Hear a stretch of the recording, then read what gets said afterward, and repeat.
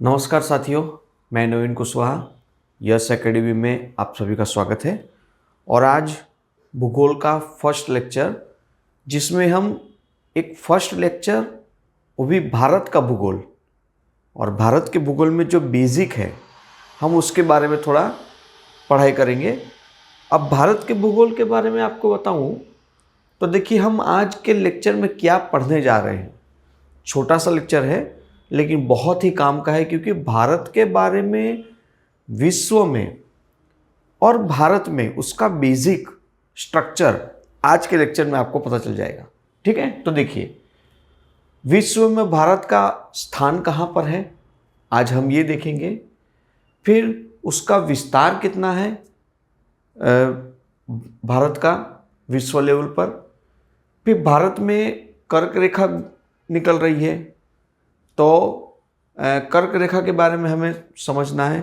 उसके बाद में सीमावर्ती या पड़ोसी देश, भारत के जितने भी पड़ोसी देश हैं उनके बारे में हमें थोड़ा थोड़ा जानना है। बेसिक, हम उनके बारे में डिटेल्स में सब में नहीं पढ़ेंगे, लेकिन बेसिक तो जानना ही जरूरी है, तभी हम भारत के बारे में पढ़ पाएंगे। सवाल पूछा जाता है।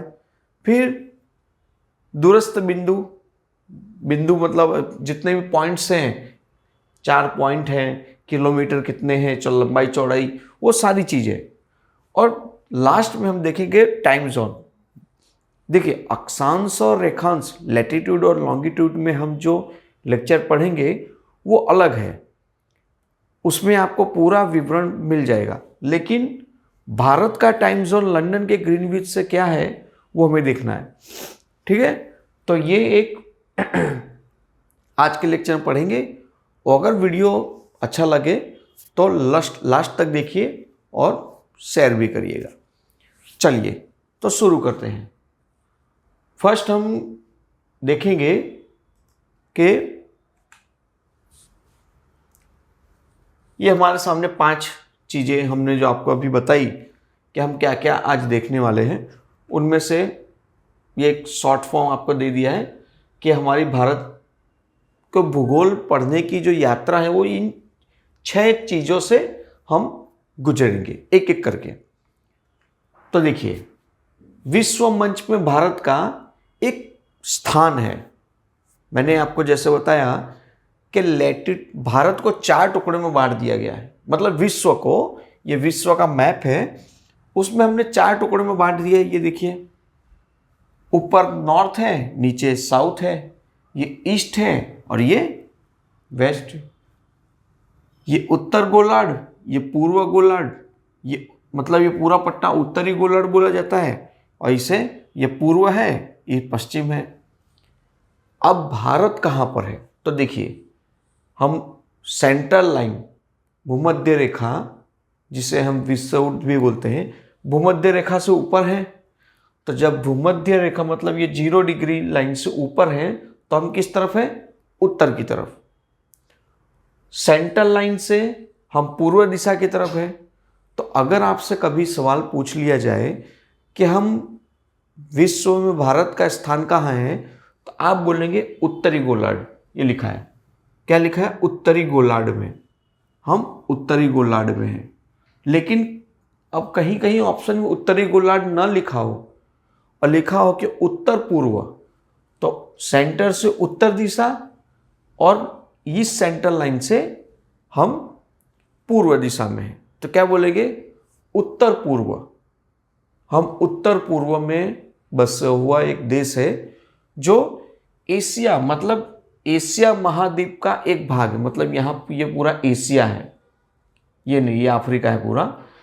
एशिया में बसा हुआ एक देश है जिसका नाम है भारत। ठीक है, 45+ कंट्री एशिया में आते हैं, उनमें से एक कंट्री हमारा है भारत। तो आप क्या बोलेंगे कि भारत विश्व में कहाँ पर बसा है, विश्व में नक्शे में उत्तरी गोलार्ध, या तो उत्तर पूर्व में है। एक बेसिक। दूसरी बात, अब इसका राजनीतिक महत्व क्या है। विश्व में तो हम बैठे हैं, देखिए हमें समुद्र दिख रहा है इतना बड़ा, जिसे हिंद महासागर कहते हैं, इस तरफ अरब सागर है। तो ऐसा क्या चीज़ है, तो देखिए, हिंद महासागर के शीर्ष पर, मतलब ये हिंद महासागर है, विश्व का एकमात्र देश भारत जिसके नाम ऊपर से यहाँ का समुद्र का नाम हुआ है, और उसे बोलते हैं हिंद महासागर। ठीक है, हिंदुस्तान भी बोला जाता है भारत को। हिंद महासागर के शीर्ष पर इसकी केंद्रीय स्थिति इसे पूर्व और पश्चिम एशिया के बीच एक महत्वपूर्ण कड़ी बनाती है, जो प्रमुख समुद्री व्यापार मार्गों को तक पहुंच प्रदान करती है। आपके सामने है भारत है, हिंद महासागर है।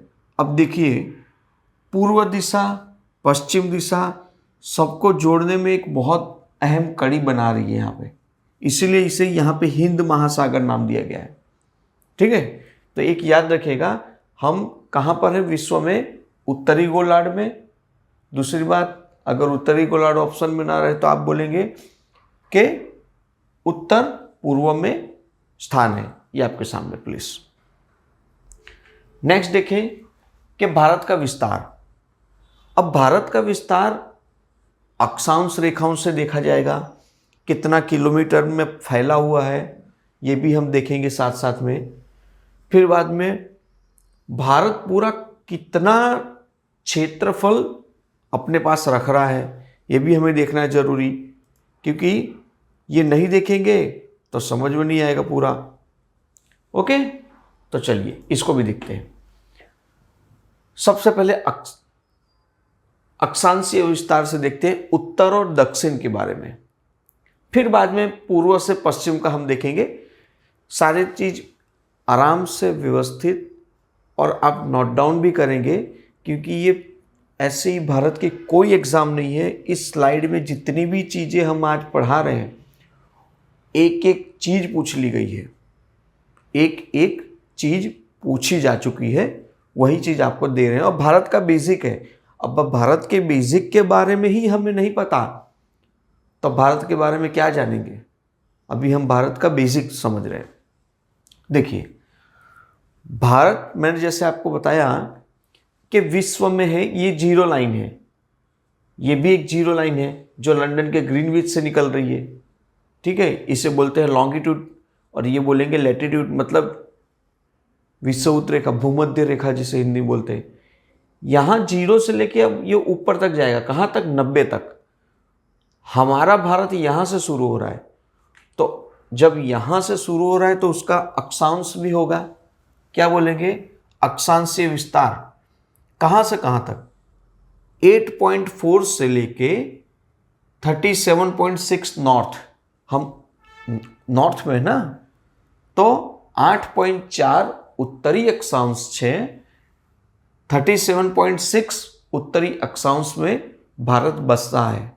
अक्षांश की बात, जो लाइन टेढ़ी होती है उसे अक्षांश बोलते हैं। ओके, तो देखिए 8.4 उत्तर अक्षांश से 37.6 उत्तर अक्षांश तक बसा है। ठीक है, ये हुआ हमारा उत्तरी अक्षांश।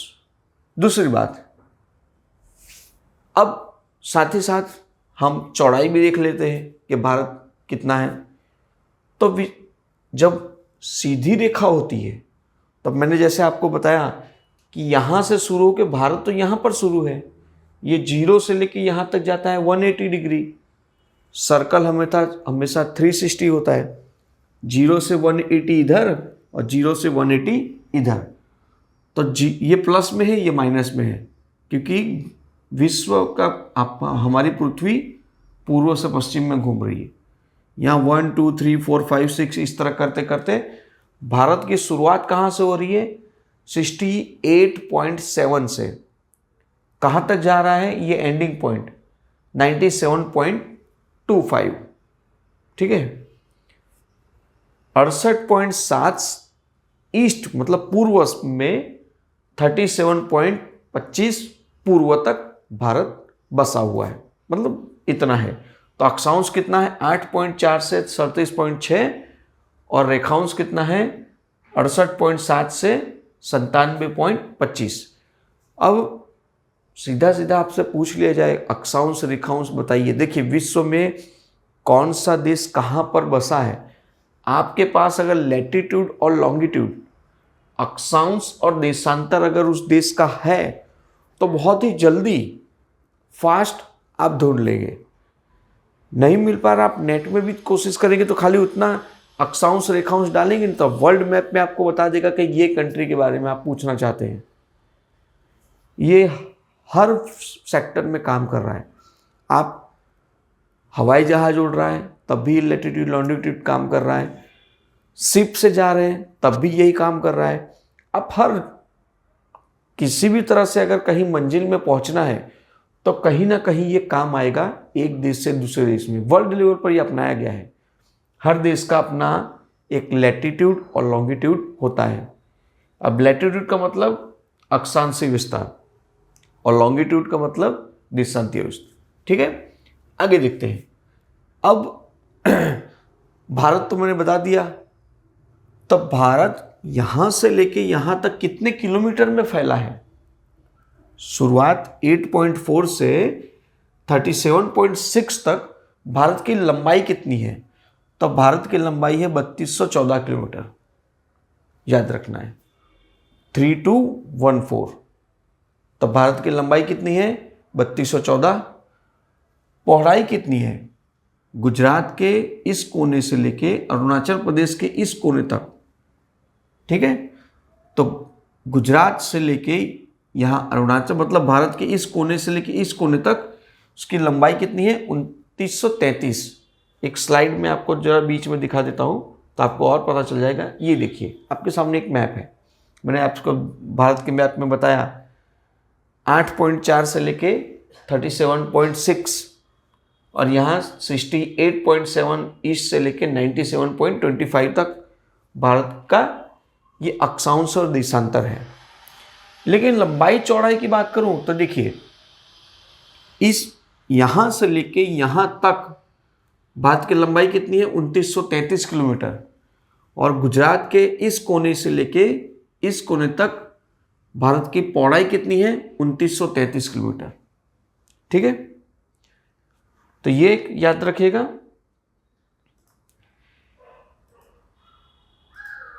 ठीक है, ये एक बेस्ट है ऑप्शन, आपको याद रखना है लंबाई 3214।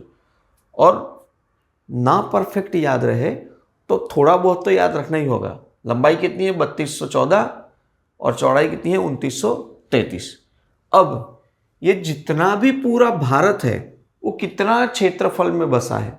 तो देखिए कुल क्षेत्रफल 32,87,263 वर्ग किलोमीटर। 32,87,000 आपको तो याद रखना ही है, कुछ भी हो जाए।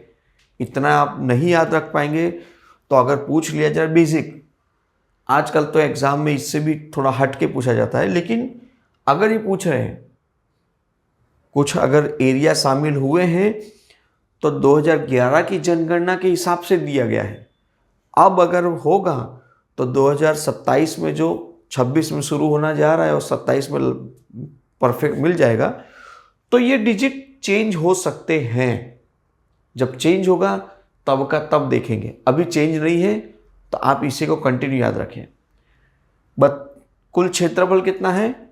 32,87,263 वर्ग किलोमीटर, जो पूरे विश्व का, क्या बोल रहे हैं, पूरे विश्व में इतनी जगह में भारत है।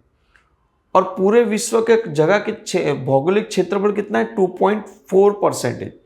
मतलब पूरे विश्व में हम केवल, ये 100% है, जितनी जगह दिख रही है आपको ये 100% है। उस 100% में हम कितने जगह रोक रहे हैं? Only for 2.4%। कितना छोटी सी जगह रोक रहे हैं। अब देखिए विश्व में देखेंगे तो चाइना हमसे भी बड़ा है, रसिया हमसे भी बड़ा है, वो हमसे बड़े देश क्षेत्रफल की दृष्टि से, बराबर। क्षेत्रफल की दृष्टि में विश्व में हम कौन से नंबर में आते हैं? 7वें नंबर में आ रहे हैं। मतलब ये समझे कि हमारे पहले 6 कंट्री और बड़े हैं क्षेत्रफल की दृष्टि में। ये 2.4 है तो 2.4 से भी बड़े जो देश हैं वैसे कितने देश हैं? 6 देश हैं। आप ये याद रखिएगा।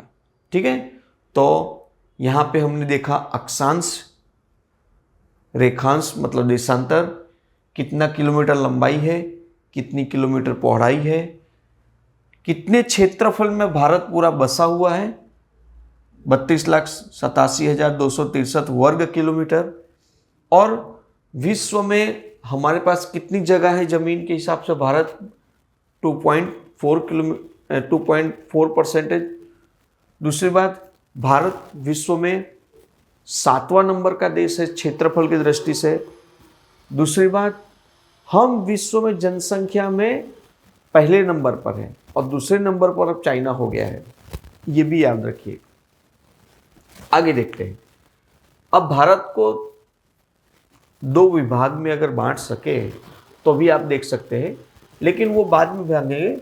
हमें अभी देखना है इस चीज में कर्क रेखा। आज ही बेसिक जो जानना है, क्योंकि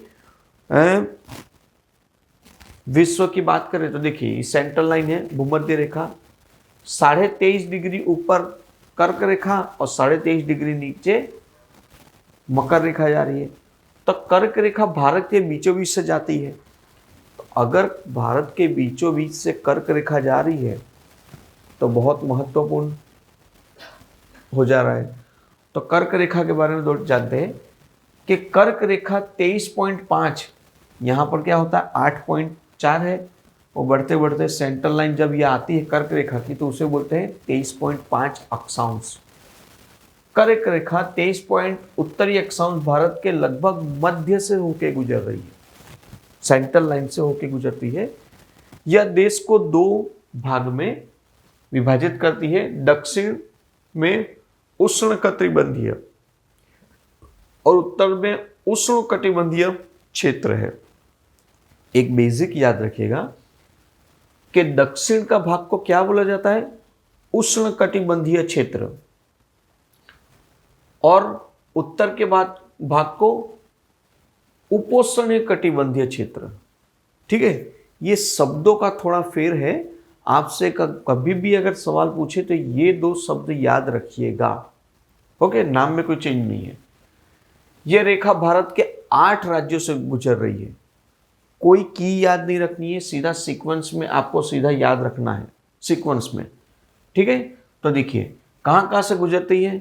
गुजरात, राजस्थान, मध्य प्रदेश, छत्तीसगढ़, झारखंड, पश्चिम बंगाल, त्रिपुरा और लास्ट में मिजोरम। आपके सामने भी लिखा है, ये सीक्वेंस है, हमें सीक्वेंस याद रखना है। गुजरात, अब देखिए राजस्थान को जरा देख लीजिए, टच कर रहा है थोड़ा सा, और यहाँ त्रिपुरा, राजस्थान और त्रिपुरा रखिए और सीधा एक लाइन कर दीजिए, बाकी सब आ जाएंगे। तो देखिए गुजरात, राजस्थान, मध्य प्रदेश, छत्तीसगढ़, झारखंड, पश्चिम बंगाल, त्रिपुरा, मिजोरम, आगे सब। तो ये है एक कर्क रेखा के बारे में छोटा सा स्लाइड, जो 8 राज्यों से कर्क रेखा गुजर रही है। एक बेसिक ये याद रखिएगा। क्यों? क्योंकि अब कॉमन सवाल इतना इस तरह नहीं पूछा जाता, अब थोड़ा एडिशनल सवाल पूछे जा रहे हैं कि इस कर्क रेखा से नज़दीक कौन सा शहर बसा हुआ है, 4 ऑप्शन में से बताइए। या तो अक्षांश रेखा पूछ लिया जाता है, कुछ ना कुछ सवाल चेंज करते हैं। और उस चेंज, कौन सी नदी है जो इसे एक बार पार करती है, कौन सा पर्वत है जो इस रेखा को पार कर रही है, मतलब इस कौन से पर्वत के ऊपर से ये रेखा काल्पनिक जा रही है, काल्पनिक रेखा है। ठीक है, आप अगर बेसिक पढ़े होंगे तो आपको ये थोड़ा नॉलेज मिल जाएगा। अब देखते हैं आगे। टाइम जोन, लंदन के ग्रीनविच से मैंने आपको अभी बताया कि ये जो सेंट्रल लाइन है ये वर्ल्ड लेवल के लिए कॉमन है। विश्व के सेंटर में लाइन खींची गई है, इस तरफ प्लस है और इस तरफ माइनस है। ये रेखा ये बता रही है, देखिए पतली पतली छोटी छोटी लाइनें हैं। ये रेखा आपको इसके बारे में, लाइनिंग के बारे में, अक्षांश और रेखांश का पूरा एक लेक्चर मैं आपको दूंगा। ये लंदन का ग्रीनविच है, ग्रीनविच से लाइनिंग जा रही है। हर देश को अपने सेंटर में एक लाइन खींचनी है। इस लाइन से उस लाइन तक का आपको टाइम जोन पता चलेगा कि आपके देश में उस समय में कितना बजा होगा। ठीक है, ये पूरे देश के लिए नहीं, पूरे वर्ल्ड के लिए फिक्स है। फिर बाद में आप चेंज कर सकते हैं अपने देश के हिसाब से, वो अलग बताया गया है। तो देखते हैं टाइम जोन। समय का निर्धारण भारतीय मानक समय IST। अब देखिए मैप में भी समझते जाइएगा, मैं पढ़ भी रहा हूं। भारत के विशाल देशांतर विस्तार में लगभग 30 अंश के कारण गुजरात, मतलब पृथ्वी गोल है लेकिन वो झुकाव है थोड़ा सा 30% के हिसाब से, तो कारण गुजरात और अरुणाचल प्रदेश के स्थानीय समय में लगभग 2 घंटे का अंतर है। देखिए टाइम फिक्स है, सुबह के 6 अगर गुजरात में बजे हैं तो सुबह के 6 यहाँ भी बजा होगा, ऐसा नहीं है। क्या बोला जा रहा है कि सुबह अगर 6 अरुणाचल प्रदेश में बजा है तो सुबह के 6 गुजरात में भी बजा है, कुछ चेंज नहीं है। लेकिन चेंज क्या है, चेंज ये है थोड़ा बहुत यहाँ पे डिजाइनिंग में थोड़ा चेंज हो गया, मैं आपको बाद में बता दे रहा हूँ उसका। ये टाइमिंग ध्यान मत दीजिएगा। जब यहाँ सुबह 6 बजे सूरज उदय होता है, ये समझिए कि सुबह 6 बजे अगर होगा, जनरली हम अगर जहाँ बैठे वहाँ 6 बजे उजाला हो जाता है, सूर्य हमें 6 बजे दिखते हैं, ये समझिए। तो अरुणाचल प्रदेश में सूर्य 2 घंटे पहले दिखेंगे। कितने बजे? 2 घंटे पहले। मतलब ये होता है कि यहाँ पे अगर सूर्य 6 बजे दिखे हैं तो गुजरात के इस कोने में 8 बजे दिखेंगे। क्यों? सूर्य पृथ्वी पूर्व की तरफ से पश्चिम की तरफ घूम रही है, तो सबसे पहले उजाला यहाँ होगा, 2 घंटे बाद यहाँ होगा। अब बीच में तो समय 2 घंटे का है, धीरे धीरे करते उजाला इस तरफ आता जाएगा। अगर हम प्रेजेंट में अगर गुजरात में बैठे हैं तो इसका मतलब यहाँ 6 बजे अगर उजाला हो रहा है तो यहाँ 8 बजे होगा। ये सिस्टम है एक टाइमिंग का, और ये नेचुरल है क्योंकि सूर्य अपनी जगह पर है, पृथ्वी 24 घंटे में घूम रही है, तो इसलिए सुबह और शाम हो रही है। फिर सूरज को घूमने में, सूरज को पूरी राउंडिंग करने में उसे 365 दिन लग रहा है। ये अक्षांश रेखांश में हम अच्छी तरह पढ़ेंगे।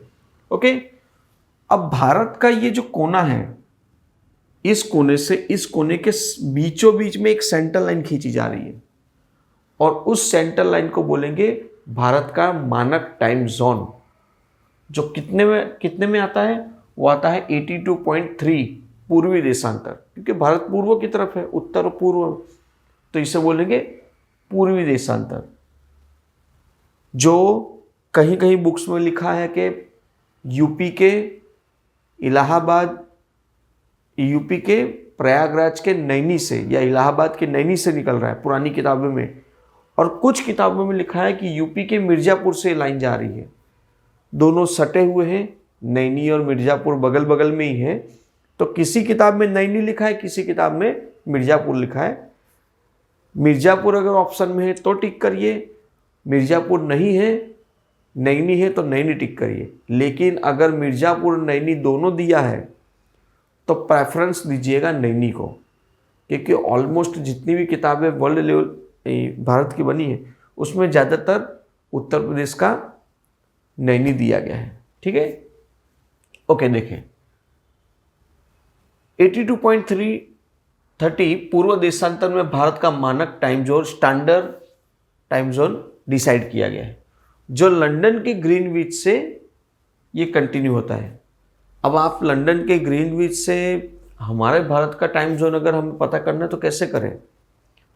तो वो अक्षांश और रेखांश का पूरा जो चैप्टर आगे पढ़ेंगे आप, उसमें उसका टाइम जोन परफेक्ट मैंने आपको बताया कि अगर वहाँ रात को 12 बजे हैं लंदन के ग्रीनविच में, वो लाइनिंग में आपको बताऊं, यहाँ पर अगर रात में 12 बज रहे हैं तो भारत में कितना बजा होगा? तो भारत का टाइम जोन 82.3 है, ये 0 है। 82.30 जो दिया है उसे इंटू 4 करिए और जो भी टोटल आए उसको डिवाइड 60 कर दीजिए। 1 घंटे का 60 मिनट होता है, डिवाइड 60 कर दीजिए, आपको आंसर मिल जाएगा कि लंदन के ग्रीनविच से भारत 5.5 घंटा आगे है, 5.5 घंटा आगे है। आप अगर मोबाइल में टाइम जोन भी जब सेट करते हैं तब भी यही सेट कर रहे हैं, कोलकाता 5.5 घंटा, दिल्ली 5.5 घंटा, इस तरह का टाइम जोन चल रहा होगा। आपको वो सेट करना होगा, तभी आप मोबाइल बंद करें या कुछ ऑटोमेटिक सिस्टम चल रहा है टाइमिंग का, वो आपको ऑटोमेटिक वहीं पे ला के रख देगा प्रेजेंट टाइम में। क्यों? क्योंकि आपने इंडिया का टाइम जोन ये वाला टाइम सेट किया है। ठीक है, 5:30 कोलकाता, दिल्ली, ऐसे कुछ लिखा होता है। आप सभी मोबाइल में देखेंगे तो आपको पता चलेगा स्टैंडर्ड टाइम जोन इंडिया का क्या है, तो 5:30 लिखा होगा। ठीक है, तो ये GMT देखिए, GMT प्लस 5:30, ये आपको मोबाइल में लिखा ही होगा, पता चल जाएगा आपको। ओके, तो भारत का टाइम जोन क्या है? 82.3 पूर्व। ठीक है, आगे देखते हैं। अब भारत, मैंने जैसे आपको बताया इसके पहले ही एक, कि भारत 4 कोनों में देखने को मिलता है। लंबाई चौड़ाई हमने देख ही ली है, तो उसी हिसाब से ये देखने को मिल रहा है कि भारत के 4 पॉइंट हैं। भारत के 4 पॉइंट हैं, और 4 पॉइंट कौन कौन से हैं? एक ऊपर है नॉर्थ में, एक यहाँ साउथ में, एक ईस्ट में है और एक वेस्ट में है। सभी के नाम भी दिए हुए हैं, और ये कभी कभार पूछ लिया जाता है। लेकिन आपको साउथ में दो देखने को मिलेंगे। एक अंडमान निकोबार में लास्ट में पॉइंट में देखने को मिलेगा, और यहाँ भी एक देखने को मिलेगा। तो देखिए, हम शुरू करते हैं पूर्व में। पूर्व में क्या बोलते हैं? अरुणाचल प्रदेश में। अरुणाचल प्रदेश में जो पॉइंट है उसे बोलेंगे किबुथु, किबुथु, जो भी आप नाम समझे। यहाँ पश्चिम की तरफ कच्छ जिले गुजरात में, उसे बोलेंगे गुहार मोती। आप इसे गुहार मोती हिंदी में नाम बोल सकते हैं। कि पूर्व में किबिथु अरुणाचल प्रदेश में है, और इधर गुजरात कच्छ में गुहार मोती प्लेस है, वहाँ पे एक दिया है। उत्तर की बिंदु की बात करें तो इंदिरा कॉल बोला जाता है, और दक्षिण में का मुख्य बिंदु कन्याकुमारी में है। ठीक है, अब एक यहाँ पर है, लेकिन 6.4 अक्षांश में भारतीय संघ का सबसे दक्षिणम बिंदु इंदिरा पॉइंट कहाँ पर है? यहाँ अंडमान निकोबार। ये ऊपर अंडमान है और नीचे निकोबार है। निकोबार का जो सबसे लास्ट है, निकोबार में 2 टापू हैं, तो जो नीचे वाला टापू है 6.4 अक्षांश में, याद रखिएगा, ये 8.4 है, वो 6.4 अक्षांश में बसा हुआ है। कौन सा है? इंदिरा पॉइंट। जी, यह 2004 के सुनामी में ये जल में डूब गया है, लेकिन है यहाँ पर। ठीक है, तो भारत के 4 पॉइंट आपको याद रखना है। यहाँ भी अभी एक मुख्य भूमि है, दक्षिण बिंदु कन्याकुमारी में है, लेकिन हम काउंट करते हैं इंदिरा। ऊपर इंदिरा कॉल है और नीचे क्या है? इंदिरा पॉइंट है। ठीक है, एक ये याद रखिएगा।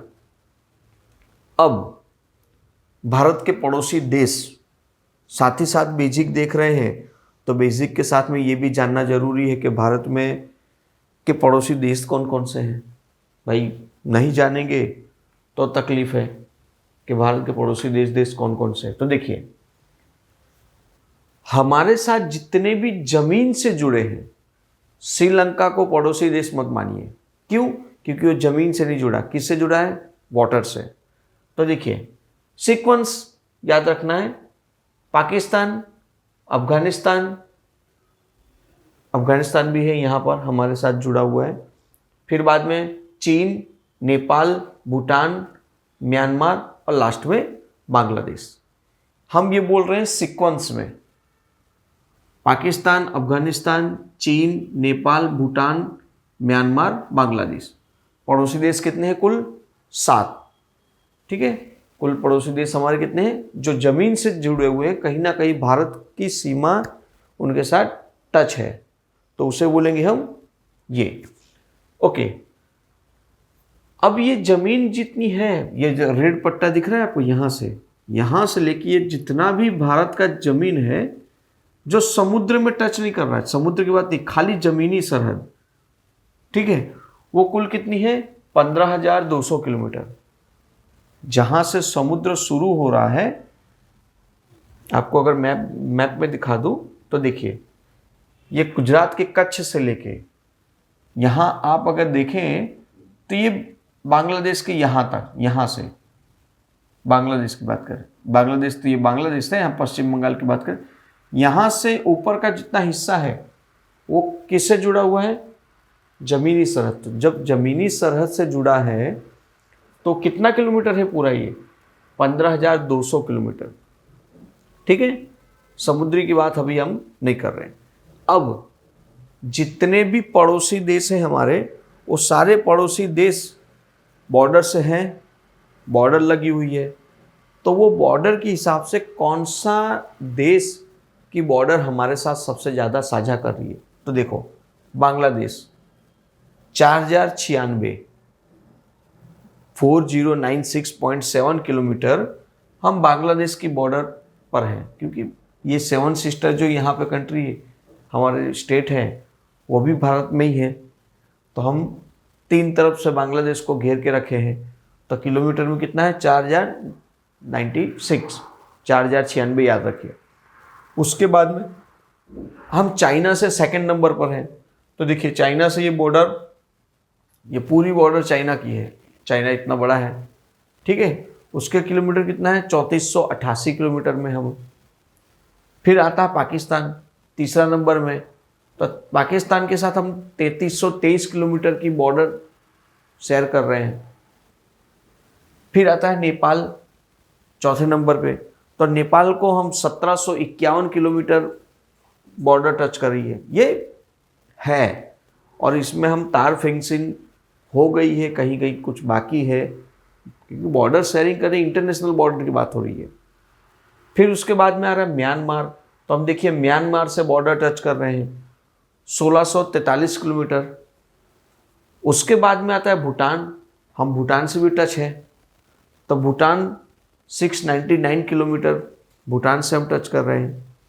और लास्ट में आता है अफगानिस्तान, जिससे हम 106 किलोमीटर टच कर रहे हैं। कहीं कहीं आपको 106 लिखा होगा, कहीं 107 लिखा होगा, जो भी ऑप्शन में एक परफेक्ट दिख जाए। ये देखिए छोटा सा जो पीओके में है, पाक अधिकृत कश्मीर में अभी है, हम अफगानिस्तान के साथ भी जुड़े हुए हैं। हम पाकिस्तान तो छोड़िए, अफगानिस्तान में तालिबान सरकार है, और हमारी भारत की सरकार अफगानिस्तान की सरकार से अच्छी तरह तालमेल और मेलजोल है, जिससे एक अच्छा संबंध है।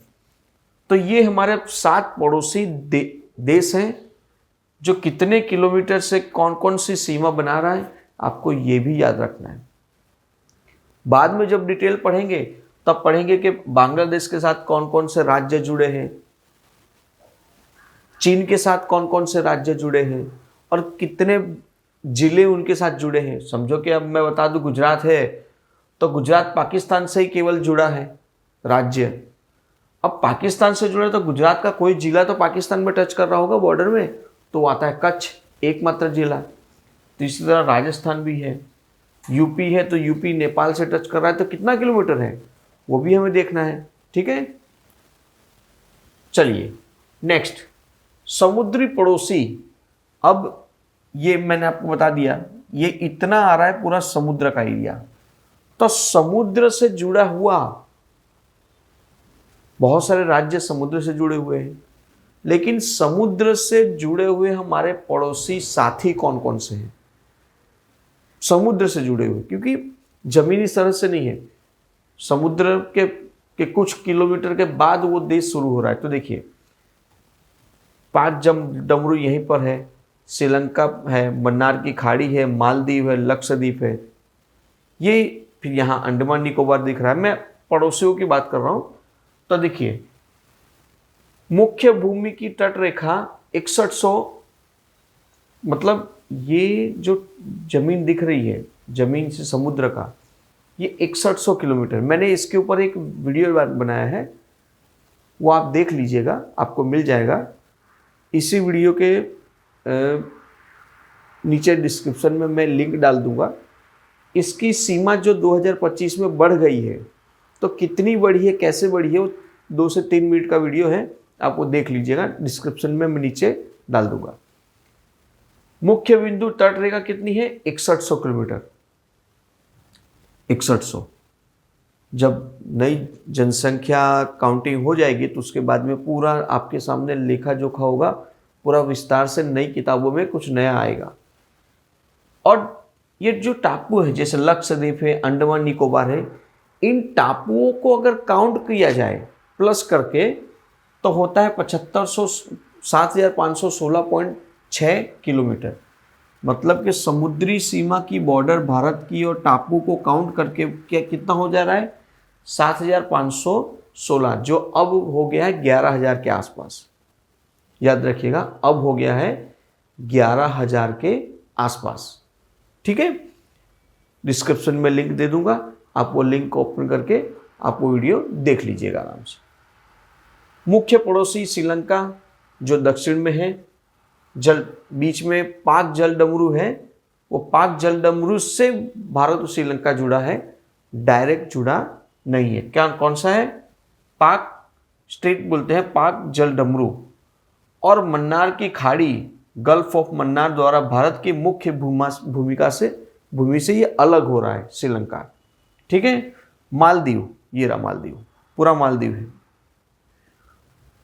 लक्षद्वीप द्वीप समूह के दक्षिण में ये लक्षद्वीप हमारा है, इसके नीचे मालदीव है, स्थित मालदीव है। तो समुद्र सीमा से नज़दीक में अगर हम पड़ोसी देश देखें तो एक श्रीलंका देखने को मिलेगा आपको और एक मालदीव देखने को मिलेगा। तो आपसे अगर इस तरह पूछ लिया जाए कि भारत के पड़ोसी देश कितने हैं, तो 7, लेकिन समुद्र से जुड़े हुए नज़दीकी कौन है? तो श्रीलंका बोलिए और मालदीव बोलिए, आप उसे 8 नहीं बोलेंगे। ठीक है, ये याद रखिए। देखिए आपके सामने 7 देश हैं जो हमारे साथ जुड़े हैं, विथ मैप आपके सामने दिख रहा है, लेकिन 8वां श्रीलंका नहीं है। 8वां और 9वां हम उसे श्रीलंका और मालदीव को समुद्री सीमा से जोड़ा गया है, इस तरह हम बताएंगे। ठीक है, तो आज हमने जो ये 6 पैमाने देखे हैं भारत के बेसिक के बारे में, या अच्छे से समझिए इसे। आपके पास जो भी रेफरेंस बुक है उसे खोलिए, उसमें देखिए कि मैंने जो अंदर लिखा है या रेफरेंस बुक में जो लिखा है कितना परफेक्ट है, विथ मैप। आप साथ साथ में मैप भी बनाते जाइए, मार्केट में 1-1 रुपए के मैप मिलते हैं, पढ़िए, उसका विस्तार जो लिखना है लिखिए और एक साइड में मैप भी रखिए। पढ़ाई करते करते मैप भी बनाएंगे तो बेनिफिट ये होगा, बहुत ही क्लियर आप पता चल जाएगा कि मैप में पढ़ने में क्या आनंद मिलता है। आनंद इसलिए बोलेंगे क्योंकि मैप के द्वारा पढ़ते पढ़ते अगर आप होगा तो सबसे बेस्ट ऑप्शन होता है पढ़ाई के बारे में। ठीक है, तो अगर वीडियो अच्छा लगे तो वीडियो को ज़्यादा से ज़्यादा शेयर करिएगा। नमस्कार।